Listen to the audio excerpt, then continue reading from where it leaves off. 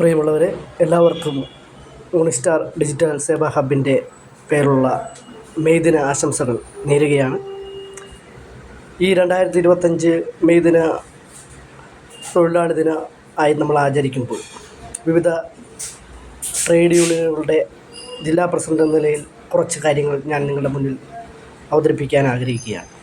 തീർച്ചയായിട്ടും ഒരു തൊഴിലാളി ആണ് ഒരു പ്രസ്ഥാനത്തിൻ്റെ വിജയം എന്ന നിലയ്ക്ക് ഒരു സമൂഹത്തിൻ്റെ കടമ കൂടിയാണ്. ആ സമൂഹത്തിൻ്റെ ഉയർച്ചയെ, തൊഴിലാളിയെയും അവരുടെ അഭിവൃദ്ധിയെയും സംരക്ഷിക്കേണ്ടത് ഒരു നാടിൻ്റെയും സമൂഹത്തിൻ്റെയും ബാധ്യതയാണ്. ഈ തൊഴിലാളി ദിനത്തിൽ വിവിധ ക്ഷേമ പ്രവർത്തനങ്ങളും വിവിധ തൊഴിലാളി വെൽഫെയർ സ്കീമുകളെക്കുറിച്ചും മനസ്സിലാക്കുന്നതിനായി ഞാൻ നിങ്ങൾക്ക് വേണ്ടി സമർപ്പിക്കുകയാണ്. എല്ലാവർക്കും ഒരിക്കൽ കൂടി തൊഴിലാളി ദിന ആശംസകൾ നേരുന്നു. ഷെയർ മാർക്കറ്റ് കലാപത്തിൽ കൊല്ലപ്പെട്ട തൊഴിലാളികളോടുള്ള ആദരസൂചകമായി 8 മണിക്കൂർ ജോലി സമയമെന്ന ആഹ്വാനത്തിന്റെ സ്മരണമായി 1889 സോഷ്യലിസ്റ്റ് കോൺഫറൻസ് മെയ് 1 തൊഴിലാളി ദിനമായി പ്രഖ്യാപിച്ചു. അതിന്റെ അടിസ്ഥാനത്തിലാണ് 1890 മുതൽ മെയ് ദിനം ഔദ്യോഗികമായി ആചരിച്ചു വരുന്നത്.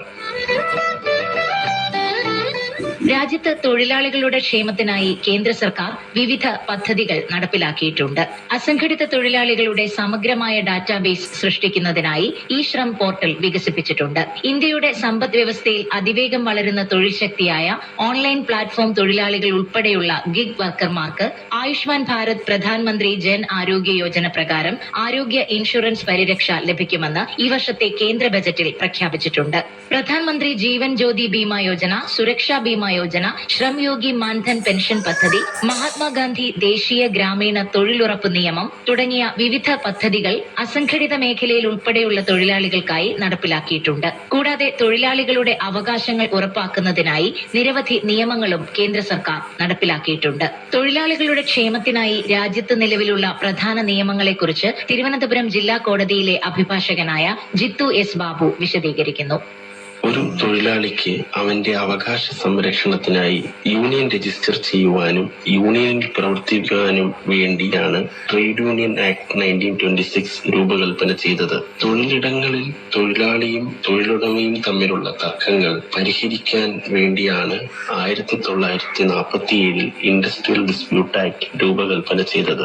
ഫാക്ടറികളിൽ ജോലി ചെയ്യുന്ന തൊഴിലാളികൾക്ക് കിട്ടേണ്ട സംരക്ഷണങ്ങളും സൗകര്യങ്ങളും എന്തെല്ലാമാണ് അവ എങ്ങനെയൊക്കെയാണ് ലഭിക്കേണ്ടതെന്നും ചർച്ച ചെയ്യുന്നതാണ് ഫാക്ടറീസ് ആക്ട് 1948. ഒരു തൊഴിലാളി പ്രധാനമായും ജോലി ചെയ്യുന്നത് ശമ്പളത്തിനു വേണ്ടിയാണ്. എന്ന ശമ്പളം നൽകണം, അത് എങ്ങനെ നൽകണം, ശമ്പളത്തിൽ കുറവ് വന്നാൽ അത് എങ്ങനെ പരിഹരിക്കണം എന്നുള്ള കാര്യങ്ങൾ പേയ്മെന്റ് ഓഫ് വേജസ് ആക്ടിൽ പറയുന്നു. അടുത്തതായുള്ളത് മിനിമം വേജസ് ആക്ട് ആണ്. ഈ നിയമപ്രകാരം നോട്ടിഫൈ ചെയ്തിട്ടുള്ള സ്ഥാപനങ്ങളിൽ മിനിമം കൂലി നിശ്ചയിക്കുകയും ആയത് ലഭിക്കുന്നതിനുള്ള നടപടികളെ പറ്റിയും ഈ നിയമത്തിൽ പ്രതിപാദിക്കുന്നു. അടുത്തതായുള്ളത് ബോണസ് ആക്ട് ആണ്. ശമ്പളത്തിന് പുറമെ വർഷാവർഷം തൊഴിലാളിക്ക് ഒരു അധിക തുക നൽകുന്നതിനാണ് ഈ നിയമം നടപ്പിൽ വരുത്തിയത്. തൊഴിൽ ഇടങ്ങളിൽ വെച്ചുണ്ടാകുന്ന അപകടങ്ങൾക്ക് നഷ്ടപരിഹാരം നൽകുവാൻ തൊഴിലുടമ ബാധ്യസ്ഥനാണ്. ആ ബാധ്യതയെ ഒറ്റത്തവണ നഷ്ടപരിഹാരമായി നൽകുന്നത് സംബന്ധിച്ചുള്ള നിയമമാണ് employees compensation act. ESI act ഒരു ഇൻഷുറൻസ് പദ്ധതിയാണ്. 10 തൊഴിലാളികളുള്ള സ്ഥാപനത്തിൽ തൊഴിലാളികളുടെ ആരോഗ്യ പരിരക്ഷ ഇൻഷുറൻസ് ആണ് ഈ നിയമത്തിൽ പറയുന്നത്. ഒരു തൊഴിലാളിയുടെ സാമൂഹിക പരിരക്ഷണത്തിനു വേണ്ടി ജോലിയിൽ നിന്നും പിരിയുമ്പോഴും അതിനുശേഷവുമുള്ള അവരുടെ സാമ്പത്തിക ഭദ്രതയ്ക്ക് വേണ്ടി കേന്ദ്ര സർക്കാർ രൂപകൽപ്പന നൽകിയ നിയമങ്ങളാണ് എംപ്ലോയീസ് പ്രൊവിഡന്റ് ഫണ്ട് നിയമവും പേയ്മെന്റ് ഓഫ് ഗ്രാറ്റുവിറ്റി ആക്ടും. തൊഴിലിടങ്ങളിലെ സ്ത്രീകൾക്ക് സംരക്ഷണം നൽകുന്നതിന് വേണ്ടി prevention of sexual harassment at work place act, posh act എന്ന് പറയുന്ന ഒരു നിയമമാണ്. രണ്ടാമതായി ഉള്ളത് മെറ്റേണിറ്റി ബെനിഫിറ്റ് ആക്ട് ആണ്. കേന്ദ്ര സർക്കാർ ഈ നിയമങ്ങളെല്ലാം ക്രോഡീകരിച്ചുകൊണ്ട് 4 പുതിയ കോഡുകൾ കൊണ്ടുവന്നു. തൊഴിൽ സംബന്ധമായ ഈ നിയമങ്ങളെല്ലാം കേന്ദ്ര സർക്കാർ 2020 പാസാക്കിയിട്ടുണ്ടെങ്കിലും അതിനെ സംബന്ധിച്ചുള്ള ചട്ടങ്ങൾ നിലവിൽ വരാത്തത് കൊണ്ടാണ് ഈ കോഡുകൾക്ക് പ്രാബല്യം വരാത്തത്.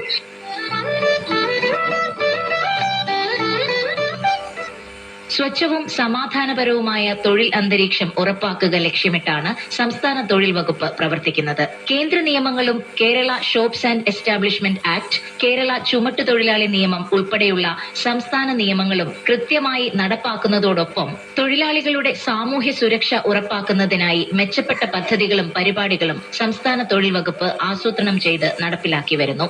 കേരള സർക്കാർ തൊഴിലാളി ക്ഷേമത്തിനായി നടപ്പാക്കുന്ന പ്രധാന പ്രവർത്തനങ്ങളെപ്പറ്റി വിശദീകരിക്കുകയാണ് തിരുവനന്തപുരം ജില്ലാ ലേബർ ഓഫീസർ ബിജു എ.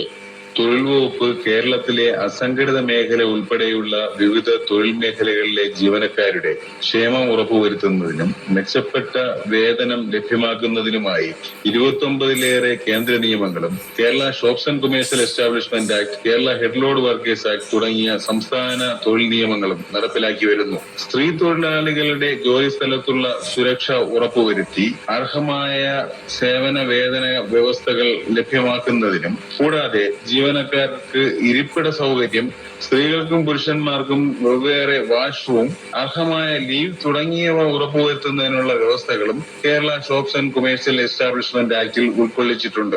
വിവിധ മേഖലയിലെ തൊഴിലാളികളുടെ ക്ഷേമം ഉറപ്പുവരുത്തുന്നതിനായി 16 ക്ഷേമനിധി ബോർഡുകൾ തൊഴിൽ വകുപ്പിന്റെ കീഴിലുണ്ട്. സ്ത്രീകളുടെ സുരക്ഷിതത്വത്തിനായി പോഷ് ആക്ട് പ്രകാരമുള്ള ഇന്റേണൽ കമ്മിറ്റികൾ നിലവിലുണ്ടോ എന്നുള്ള വിവരം ലേബർ ഡിപ്പാർട്ട്മെന്റ് നടത്തുന്ന പരിശോധനകളിൽ ഉറപ്പാക്കുന്നതാണ്. അസംഘടിത മേഖലയിലെ തൊഴിലാളികളുടെ പെൻഷൻ ഉൾപ്പെടെയുള്ള ആനുകൂല്യങ്ങൾ ലഭ്യമാക്കുന്നതിലേക്കായി അസംഘടിത തൊഴിലാളി ക്ഷേമനിധി ബോർഡ് രൂപീകരിച്ചിട്ടുണ്ട്. ഇതര സംസ്ഥാന തൊഴിലാളികളുടെയും കോൺട്രാക്ട് വ്യവസ്ഥയിൽ ജോലി ചെയ്യുന്ന തൊഴിലാളികളുടെയും സേവന വേതന വ്യവസ്ഥകൾ ഉറപ്പാക്കുന്നതിലേക്കായി തൊഴിൽ വകുപ്പ് interstate migrant workers act, contract labour regulation and abolition act എന്നിവ നടപ്പിലാക്കി വരുന്നു.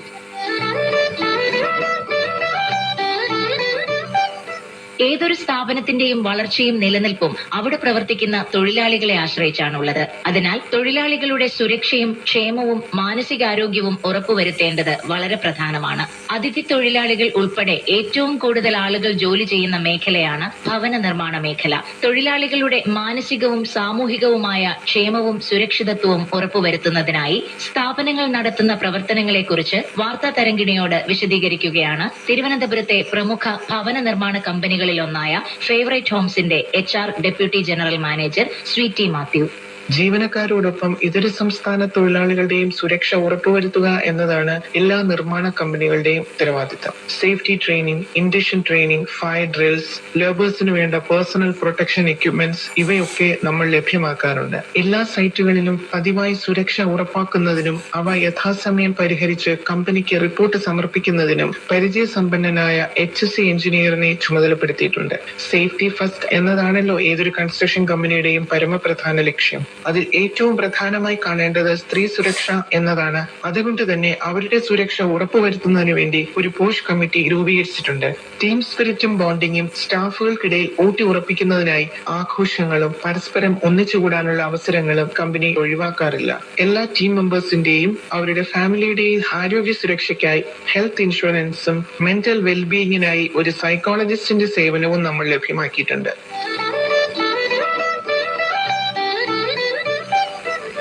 കരകൗശല കൈത്തറി മേഖലകൾ ഉൾപ്പെടെയുള്ള പരമ്പരാഗത തൊഴിൽ മേഖല നേരിടുന്ന അസംസ്കൃത ഉൽപ്പന്നങ്ങളുടെ ദൗർലഭ്യം, ഉൽപ്പന്നങ്ങൾ വിപണികളിൽ എത്തിക്കുന്നതിനുള്ള പ്രശ്നങ്ങൾ തുടങ്ങിയ പ്രതിസന്ധികൾ കൈകാര്യം ചെയ്യുന്നതിന് കേന്ദ്ര സംസ്ഥാന സർക്കാരുകൾ വിവിധ ബോർഡുകളുടെ സഹായത്തോടെ നടപടികൾ സ്വീകരിക്കുന്നുണ്ട്.